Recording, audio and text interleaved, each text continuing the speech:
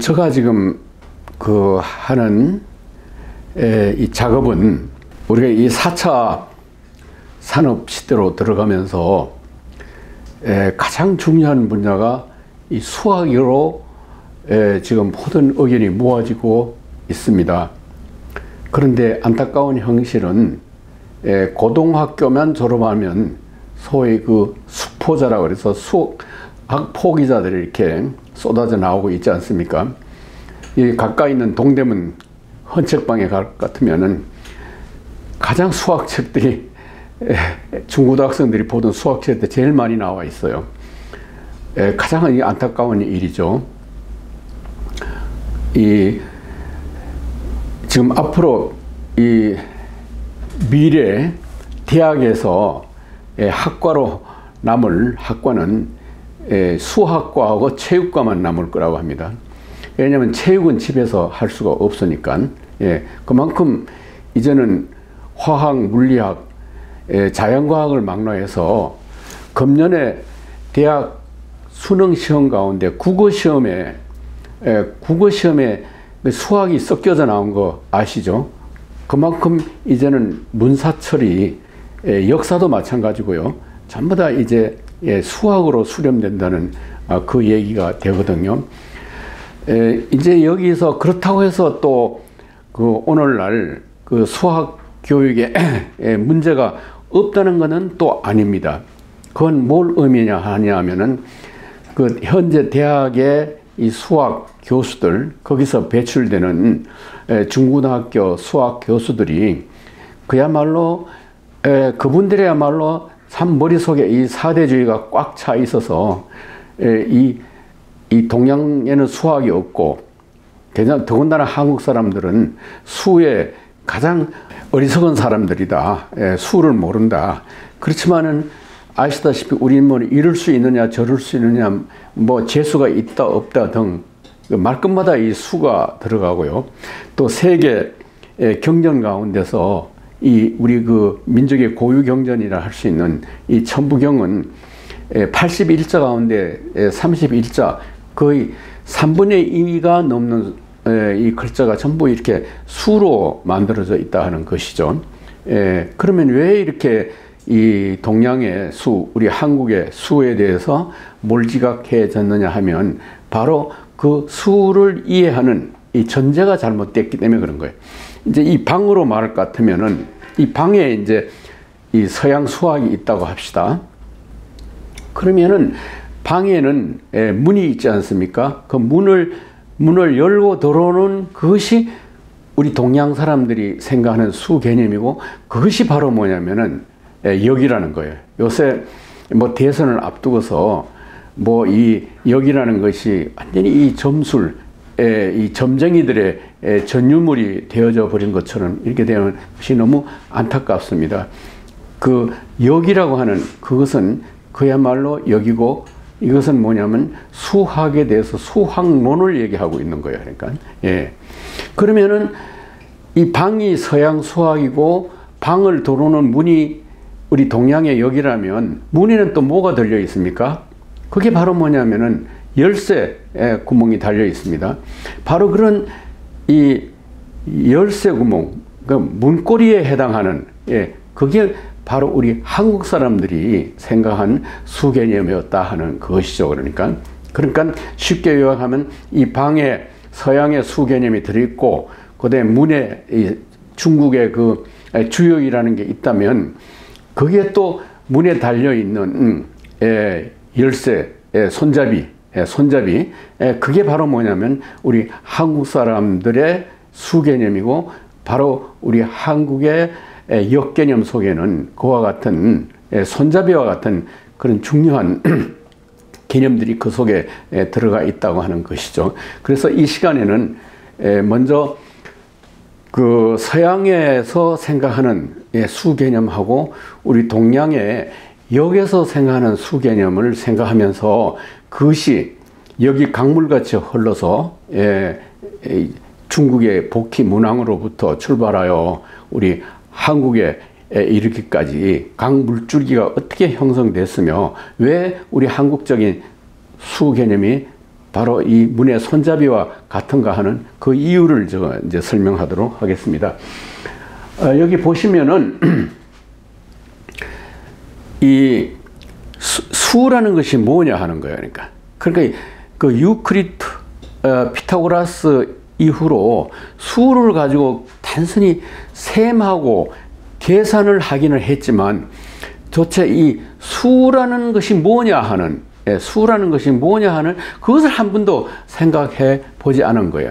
그러다가 이제 19세기에 와서 바로 서양 수학자들이 수라는 것이 뭐냐 하는 그것이 그래서 출발한 게 집합론이라는 거예요. 집합론.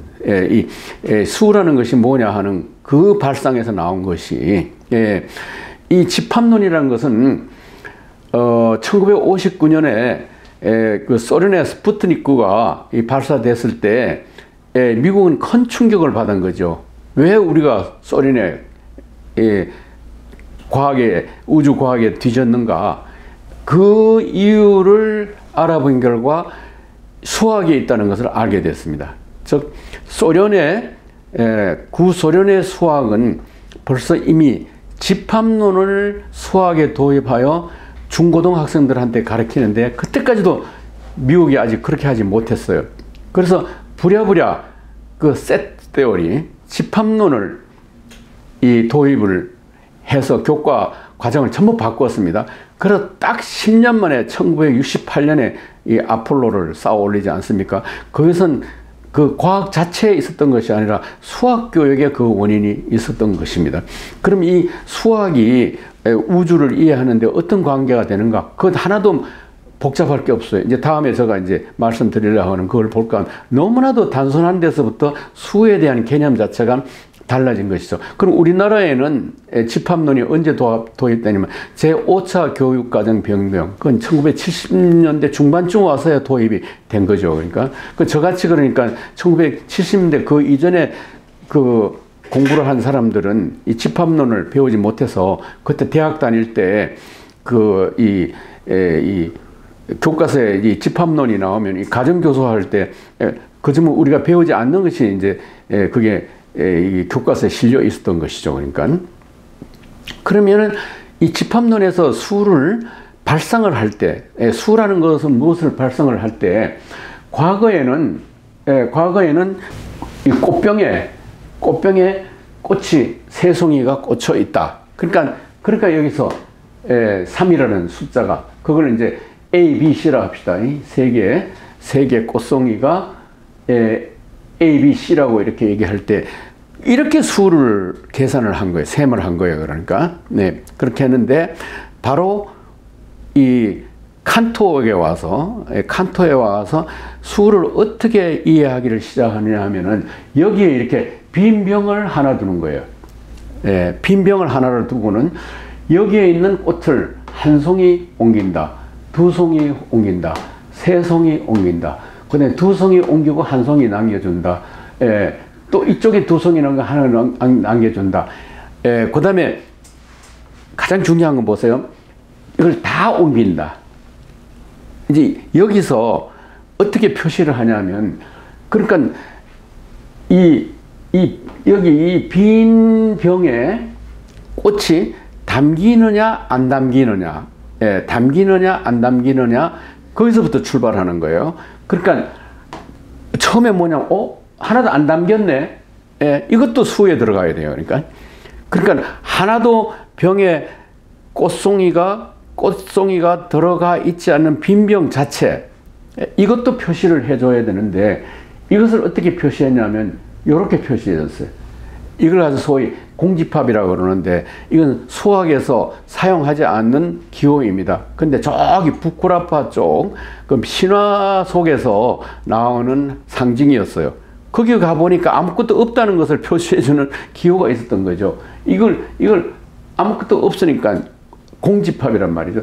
그러니까 이 빈 병 자체도 이렇게 표시를 해주고, 그 다음에는 이 꽃이 이 전체가 여기 다 들어가서 담긴다. 그러니까 A, B, C니까 여기 다 들어갔으니까 여기서 이렇게 이제 A, B, C로 표시를 해주는 거예요. 그 다음에 여기 A만 들어간다. 그 다음에 B만 들어간다. C만 들어간다. 이렇게 할 때는 이제 A, B, C라고 이렇게 표시했어요. 그 다음에 A, B만 들어간다. B, C만 들어간다. C, A만 들어간다. 이렇게 표시를 해준 거죠. 그러니까 빈병에 꽃이 담긴다 안 담긴다로 이렇게 보니까 그 가능성이 몇 개가 나오냐면 8개가 나온 거예요. 하나, 둘, 셋, 넷, 다섯, 여섯, 일곱.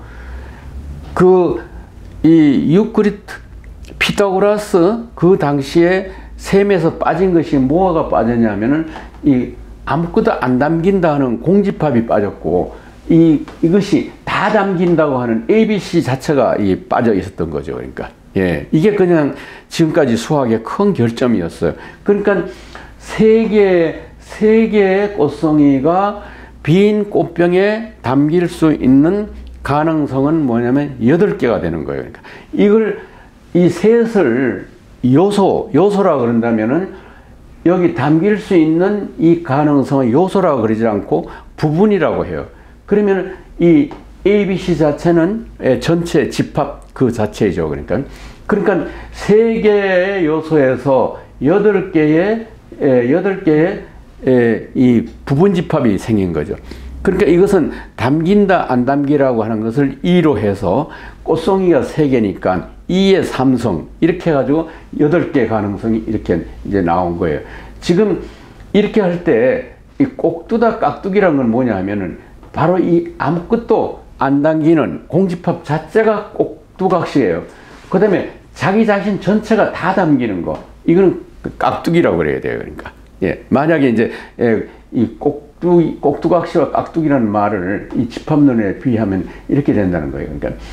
그러면은 우리 동양에서는 이게 뭐하고 관계되느냐 하면은 그러니까 이제 점을 친단 말이에요. 점을 칠 때에 오늘 비가 올 겁니까? 비가 안 올 겁니까? 그 다음에 전쟁을 할 때 전쟁을 해야 됩니까? 안 해야 됩니까? 이거 똑같은 얘기예요. 이건 그러니까 꽃병에 꽃이 담기느냐 안 담기냐 하는 얘기와 같아요.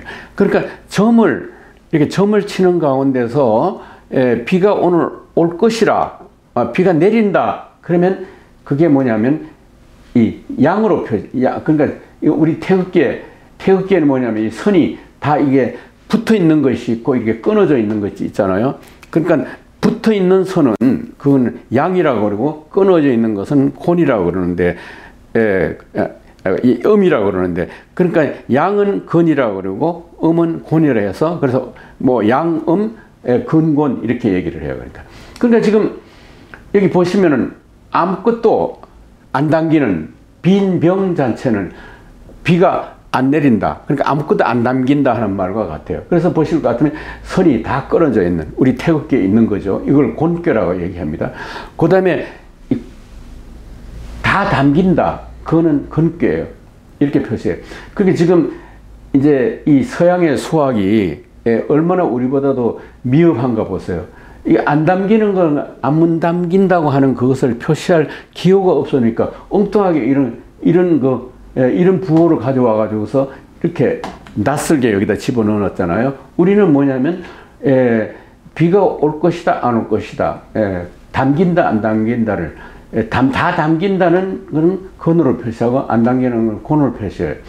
그렇게 여기에 볼 것 같으면 서양의 이 칸토의 집합론은 그 꽃이 안 담긴다 하는 것은 그만 표시를 못해요. 이게 공집합 하나를 표시해 놓고 이 나머지에는 그걸 표시를 못했다는 거죠. 근데 여기 보시면 여기에 A에 해당하는 것은 A만 담기고 B, C는 안 담겼잖아요. 그래서 제가 여기 뭐냐면은 다 담긴다고 하는 것은 대문자로 표시하고 안 담긴다 하는 것은 BC로 표시를 하는 거예요. 그러니까 BC를 표현하니까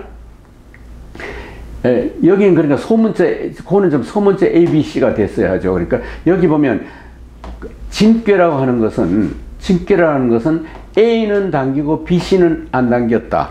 그러니까 소문자로 표시했어요. 그러니까 여기 할 수 없이 A, B, C는 이제 왼쪽에서 오른쪽으로 향하지만 이 괴에서는 밑에서부터 위로 이렇게 향하도록 되어 있어요. 결국 그러니까 향하는 방향만 다를 뿐이지 결국 그 같은 내용이에요. 그러니까 이렇게 표시하면 진깨고, 그 다음에 여기 보시면 감깨라 하는 것은 A는 소문자, B는 대문자, C는 소문자.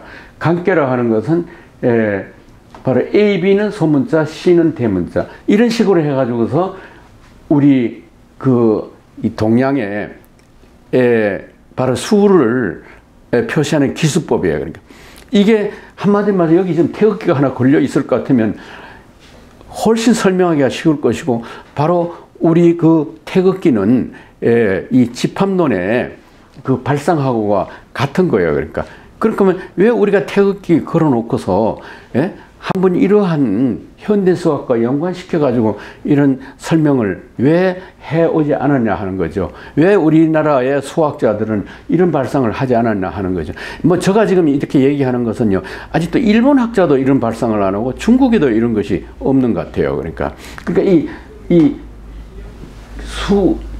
현대 수학이 출발하는 것은 이 집합론이라고 할 수가 있고요. 이 집합론이라고 하는 것은 바로 수를 발상하는 데 있어서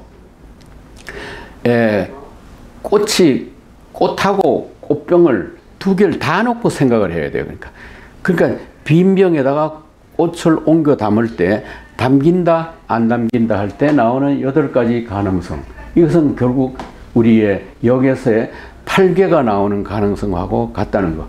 여기 지금 이제 이 대문자와 이 소문자를 이렇게 구별해 놓으니까 이제 잘 헷갈린 것 같지만 잘 들여다볼 것 같으면은 여기 지금 그 A라고 하는 것은 A라는 꽃송이가 들어가고, 소문자 BC라고 하는 것은 이거는 B와 C라는 꽃송이에 들어가지 않았다는 걸 의미하게 되는 거죠. 그러니까 이렇게 볼 것 같으면 담긴다 안 담긴다, 이런 이진수의 2에다가 꽃송이가 3개니까 거기다 2의 삼성을 하니까 여기서는 8개가 나오고 여기서는 이제 8가지의 이 부분집합이 나오게 된 거예요.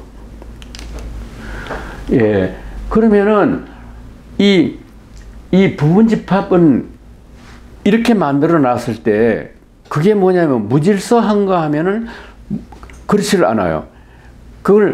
그게 바로 아까 그 8이라는 그 숫자, 그러니까 A, B, C라고 하는 3개의 요소에서 8개의 부분이 나왔다고 하는 이거는, 이걸 가지고 뭐라고 그러냐면 멱집합이라고 얘기하고, 혹은 또 파워셋이라고 그럽니다. 멱집합.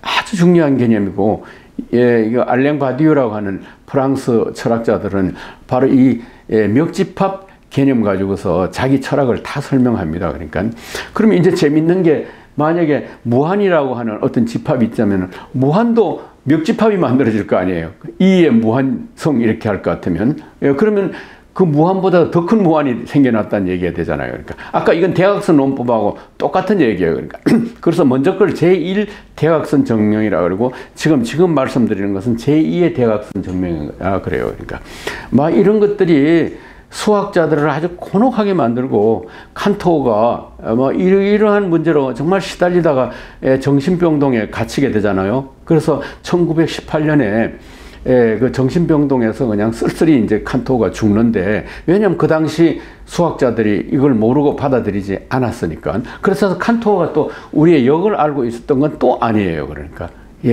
그러니까 여기 볼 것 같으면은 지금 아까 8개를 갖다가 이렇게 이제 이 아주 아름다운 대칭 구조를 만들 수 있어요. 근과 공깨가 이렇게 딱 대칭이 돼요.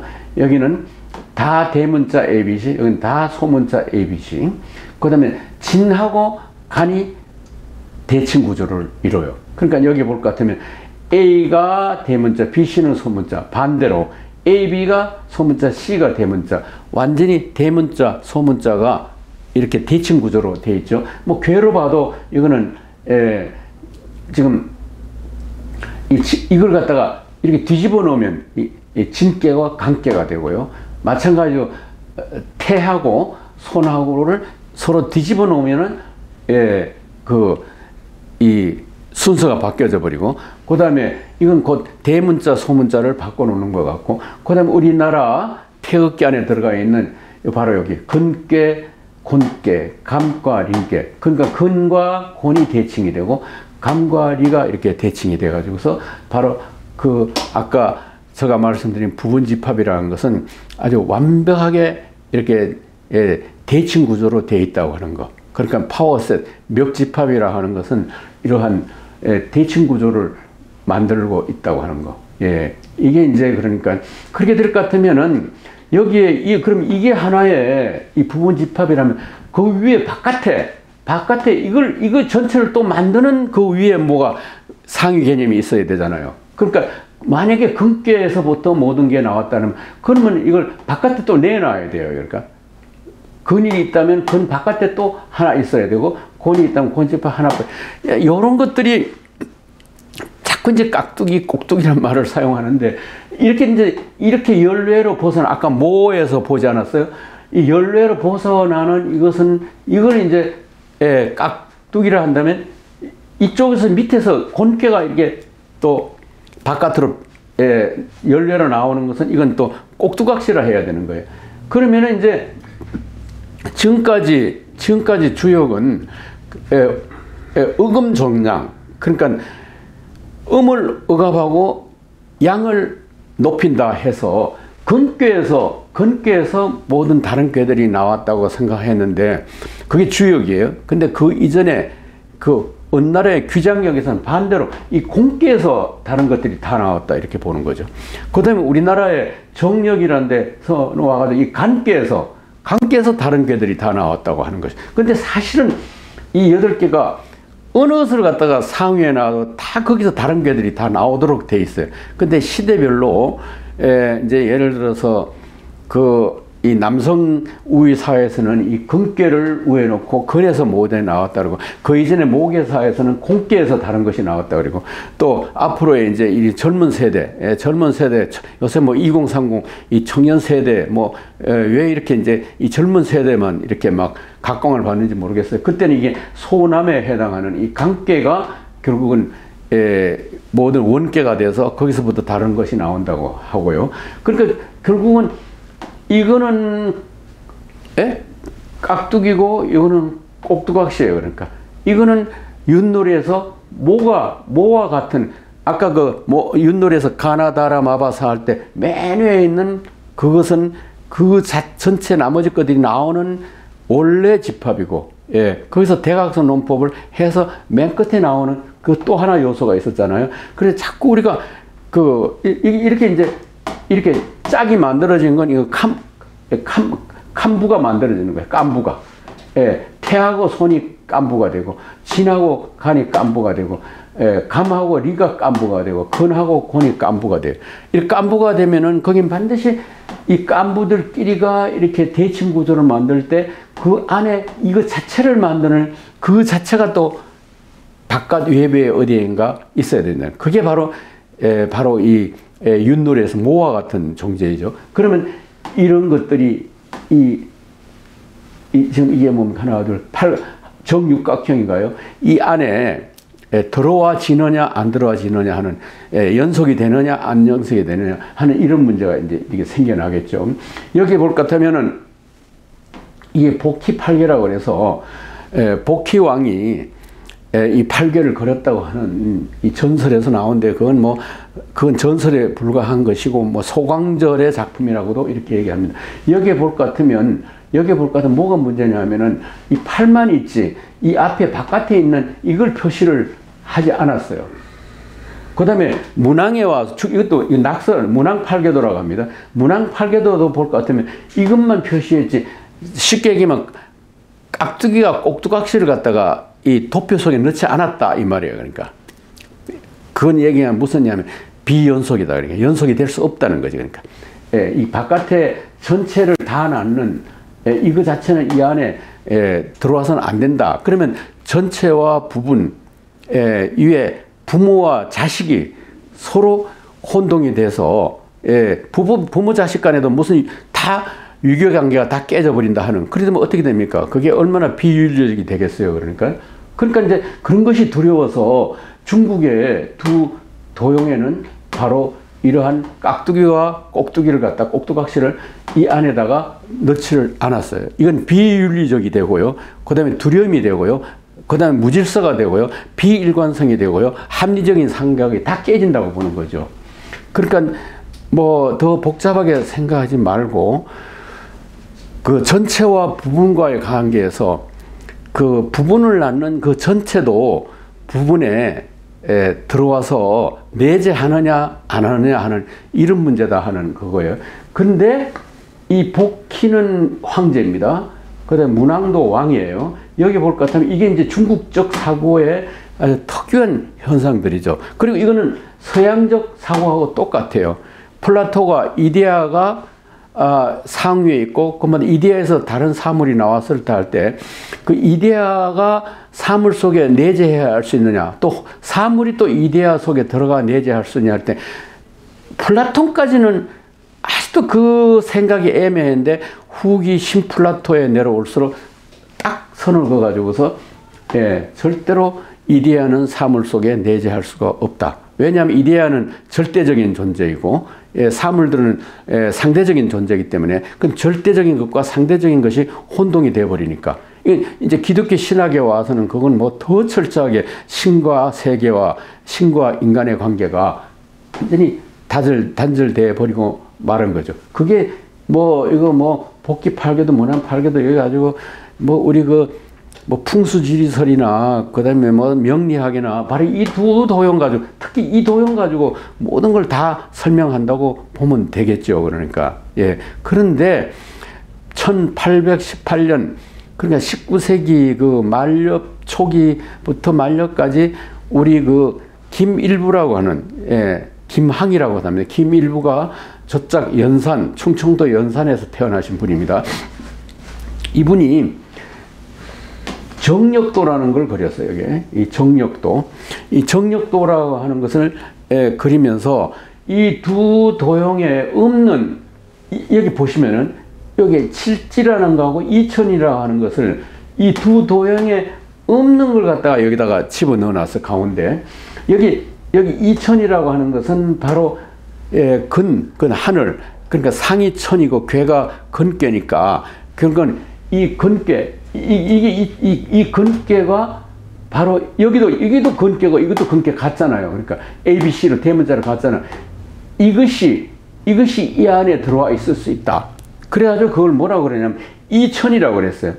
그 다음에 곤괴도 이 안에 들어갈 수 있다. 그래가지고 여기 칠지라고 여기 뭐 뒤집혔습니다만 그건 상관없어요. 이 칠지도 그러니까 곤이라고 하는 말과 그러니까 이걸 이천이라고 그리고 여기 칠지라고 이렇게 붙여가지고 바로 이천 칠지도 이 내부에 들어와 있을 수가 있다. 야, 이건 바로 이런 것이 바로 이게 이 학파를 우리가 남학이라고 이렇게 얘기합니다. 참 우리나라는 재밌어요. 북학도 있고 동학도 있고 서학도 있었습니다. 보통 사람들이 남학이라는 걸 모르고 있어요. 그러니까 동서남북학이 다 있은 거나 마찬가지인데 이게 바로 충청도 연산을 중심으로 해서 전개된 그 사상을 우리가 남학이라고 그러고 남학의 이 학파를 갖다 뭐라고 그러면 정력이라고 그래요. 정력. 이 정력 학파가 바로 이 남학에 해당하고 차리 이 수운이나 우리 민족 종교 운동은 거기가 김일부의 이런 사상에 근거한 거예요. 그러니까 바로 그 동학의 인내천 사상 같은 거, 하늘이 땅이다, 하늘이 사람이다 하는 이런 사상 같은 것도 전부 다가 따지고 보면 이 정력도에서 근거한다고 보면 돼요. 이 정력도를 볼 것 같으면은 그 안에는 하늘이 사람과 땅에서 바깥에 외재적으로 있는 존재가 아니고 여기 지금 이게 안에 들어와 있어요. 2007지라 해가지고 뭐 이런 걸 보는 사람들은 그냥 그야말로 눈이 뒤집힌다고 하겠죠. 그러니까 이거는 하늘이 땅에 들어와 내재한다. 그러니까 곧 사람이 하늘이다 하는 논리가 가능하게 되는 거죠. 그러니까 이게 결국 동학의 중요한 내 마음이 너 마음이요. 사람이 곧 하늘이요. 하늘이 곧 사람이라고 하는 하나의 울 안에, 이건 하나의 울이에요. 그러니까. 하늘과 땅, 사람이, 그 원방각이 여기 와서 하나의 울타리 안에 다 다 들어와 있는 행격이 바로 우리 정력도라고 보시면 돼요. 그러니까 이러한 우리 고유한 정력도를 지금 그 주역 연구하는 이 국내 학자들은 이걸 인정을 안 하려고 그러고, 이런 것이 논문 한 편 제대로 나오지 않고 책 한 편 제대로 나오고 있지 않는 형편이죠. 이건 내가 볼 때는 서양의 이 수학에 최첨단 달리는 수학을 조금만 들여다본다면 얼마나 이 중국에서 나온 두 도형하고 한국에서 나온 이 도형이 얼마나 차별이 있고, 이것은 뭐냐면은 우리 그 한국적 고유 사회의 패턴이다 하는 것을 알 수가 있습니다. 뭐 이런 패턴이 이제 정다산에도 나타나고요. 거슬러 올라가면 이율곡의 이기사상에도 나타나고, 그 다음에 원불교의 불교의 그 원효의 판비량론이라고 하는 우리나라 아주 고유한 논리책이 있는데, 거기도 볼 것 같으면 원효가 계속 얘기하려는 것은 이 전체가 부분 속에, 부분이 전체 속에 있다는 걸, 그걸 말로서 표현하는 게 아니라 그걸 불교 논리학에, 그게 소위 인명학이라고 하는 불교 논리학을 통해서 그걸 갖다 계속 설명을 하는데, 그거는 정말 상금창자 우리 한글과 함께 원효의 판비량론은 3대 국보라고 할 수 있는데, 우리 정말 불교하는 학자들이 여기에 아직도 이 손을 대는 학자들이 정말 거의 없다고 하는 이런 안타까운 이제 이 현실이죠. 제가 그 2000년대 두 권에 쓴 그 판비량론의 이제 그 원효의 판비량론, 그 책이 바로 이제 이런 문제에 달려 있는데, 이 문제는 결국 이 도형에서 근본적인 그 원형을 찾을 수 있고, 그것은 곧 우리의 이 정력으로까지 발전한다고 하는 거. 그러니까 이 세 개의 도형은 중국적 사유와 한국적 사유가 어떻게 차이가 난다고 하는 거. 그래서 아까 제가 말씀드린 대로 이 서양의 수학이 집합론, 만약 이걸 두고 얘기한다면 이게 방과 같다면 그걸 열고 들어오는 것은 문과 같고, 우리는 그 문에 다닌 손잡이와 같다고 하는, 바로 요걸 두고 얘기하는 거예요. 이 2007지를 하는 것은 그야말로 이 방으로 말하면 문에 달린 손잡이와 같은, 그 손잡이 열쇠가 없다면 방에 문을 열 수가 없잖아요.